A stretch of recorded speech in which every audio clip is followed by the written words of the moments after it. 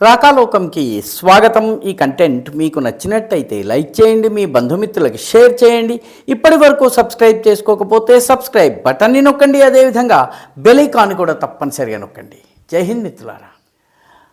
Pakistan operation సింధూర్లో తాము ఓడిపోలేదని, భారతదేశానికి చెందినటువంటి రఫైల్స్ని కూల్చామని, అదేవిధంగా తమ పరమాణు ఆయుధాలకు సంబంధించినటువంటి స్థావరాలపైన దాడి జరగలేదని రకరకాల ప్రచారాన్ని చేస్తూ ఉంటుంది. కానీ ఆ ప్రచారాన్ని ఇప్పుడు ప్రపంచంలోని యుద్ధరంగ నిపుణులు ఎవరూ నమ్మడం లేదు. పాకిస్తాన్ దీన్ని బుకాయించేందుకు ప్రయత్నం చేస్తోంది. ఒకవైపు మేకపోతు గాంభీర్యం ప్రదర్శిస్తూనే మరొక వైపు అమెరికా పాదాల దగ్గరకు పరిగెత్తి, విదేశాల దగ్గరకు పరిగెత్తి, చైనా చంకనెక్కి రకరకాలుగా యుద్ధాన్ని, ముఖ్యంగా ఆపరేషన్ సింధూర్ని భారతదేశం హోల్డ్లో పెట్టేదాకా పాకిస్తాన్ నిద్రపోలేదు. దీనికి పాకిస్తాన్ ఎంత బెంబేలెత్తిందో చెప్పడానికి ఒక పెద్ద ఉదాహరణ పాకిస్తాన్ ఆపరేషన్ సింధూర్ మే 10వ తారీఖున ఆపరేషన్ సింధూర్ని హోల్డ్లో పెట్టడం జరిగింది. జూన్, జూలై 2 నెలల తరువాత ఆగస్టు 13వ తారీఖున పాకిస్తాన్ ఒక ప్రత్యేకమైనటువంటి యాంటీ ర్యాకెట్ ఫోర్స్ కమాండ్ను ఏర్పాటు చేసింది. ఇన్నాళ్ళు మా దగ్గర పరమాణు బాంబులు ఉన్నాయి, అర్ధపావు కిలోల బాంబులు ఉన్నాయి, పావు కిలో బాంబులు ఉన్నాయి, వేలాది బాంబుల్ని వేస్తామని ప్రకటించిన పాకిస్తాన్ పరమాణు బాంబులు తన దగ్గర ఉన్నప్పటికీ, న్యూక్లియర్ వెపన్స్ ఉన్నప్పటికీ యాంటీ రాకెట్ ఫోర్స్ ఒకటి తయారు చేయటం, దానికోసం ఒక ప్రత్యేక కమాండ్ని ఏర్పాటు చేయటం దేనికి సంకేతం? వాస్తవానికి 2 దేశాలు పరమాణు శక్తి సంపన్న దేశాలు. మన దగ్గర పరమాణు ఆయుధాలు ఉన్నాయి, పాకిస్తాన్ దగ్గర పరమాణు ఆయుధాలు ఉన్నాయి.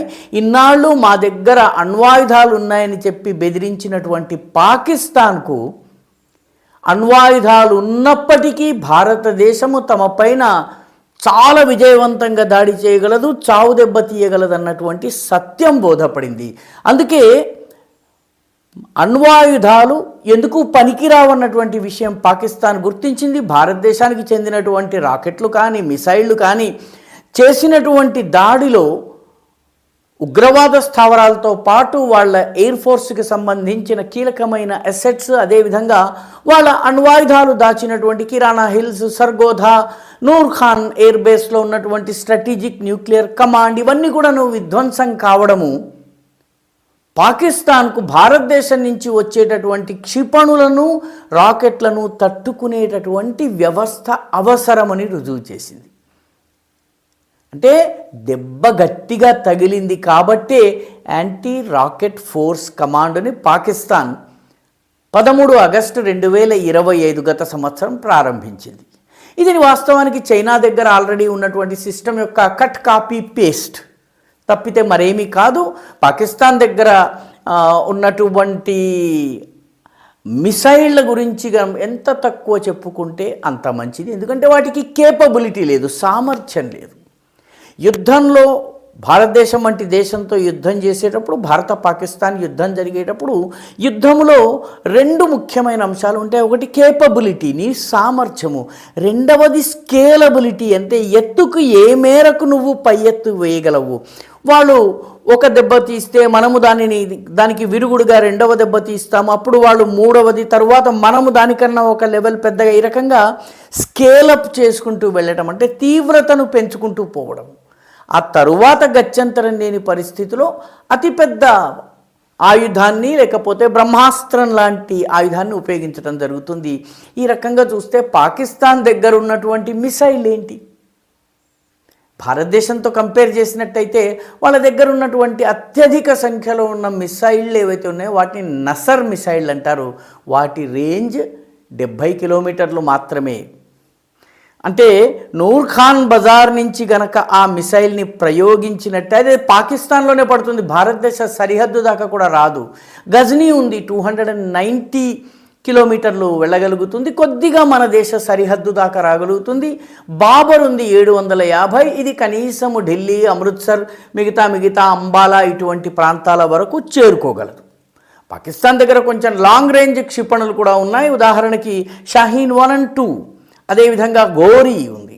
ఇవి కొంచెం దూరం వరకు 1000 కిలోమీటర్లు దాటి వెళ్ళగలుగుతాయి.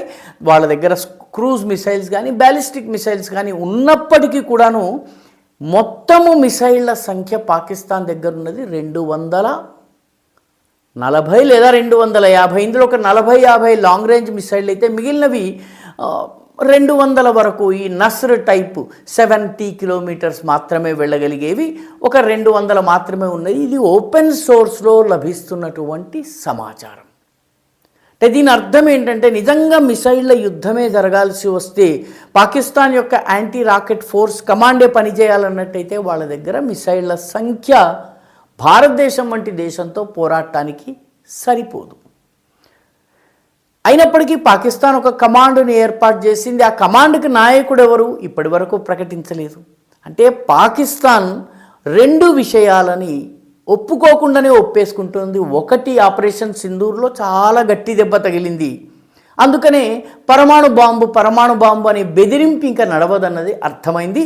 ప్రధానమంత్రి నరేంద్ర మోదీ కూడా పాకిస్తాన్ యొక్క న్యూక్లియర్ బ్లఫ్ ఏదైతే ఉందో ఆ బ్లఫ్ని మేము ఎక్స్పోజ్ చేశామని తన ప్రసంగంలో అందుకే చెప్పారు. రెండవది, వాళ్ళు భారతదేశంతో యుద్ధం చేయాలన్నట్లయితే, వాళ్ళు మిసైళ్ల యుద్ధం చేయాలన్నట్లయితే దానికి సరిపడా టెక్నాలజీ కానీ ఆయుధ సంపత్తి కానీ పాకిస్తాన్ దగ్గర లేదు. అందుకే బాలాకోట్ కానీ లేకపోతే ఆపరేషన్ సింధూర్ కానీ ఘన విజయాలని నోట్తో చెప్పకుండా పాకిస్తాన్ అన్ని విధాల అంగీకరిస్తోంది. అందుకే పాకిస్తాన్ నెమ్మదిగా భారతదేశంతో తక్షణ యుద్ధాన్ని ఏ రకంగా పోస్ట్ పోన్ చేయాలన్నటువంటి ఆలోచనలో ఉంది. చైనా కూడా పాకిస్తాన్కి అనవసరంగా భారత్తో పెట్టుకోవద్దు, భారత్తో యుద్ధానికి వెళ్ళేటటువంటి కవ్వింపు చర్యలకు పాల్పడకూడదని చెప్పి చైనా కూడా హెచ్చరిస్తోంది. ఇది గమనించాల్సినటువంటి విషయము. పాకిస్తాన్ ఇన్నాళ్ళు న్యూక్లియర్ వెపన్స్ పేరిట ఆడినటువంటి నాటకము ఉట్టి డొల్ల అన్నటువంటి విషయము ఆపరేషన్ సింధూర్ బట్టబయలు చేసింది. అందుకే ఆ తరువాత పాకిస్తాన్ ఈ యాంటీ రాకెట్ ఫోర్స్ కమాండ్ని ఏర్పాటు చేయవలసినటువంటి అగత్యం ఏర్పడింది. మీకు నచ్చినట్టయితే లైక్ చేయండి, షేర్ చేయండి, ఈ ఛానల్కు సబ్స్క్రైబ్ చేయండి. మీ అభిప్రాయాన్ని కమెంట్ల రూపంలో తప్పనిసరిగా పంపించండి.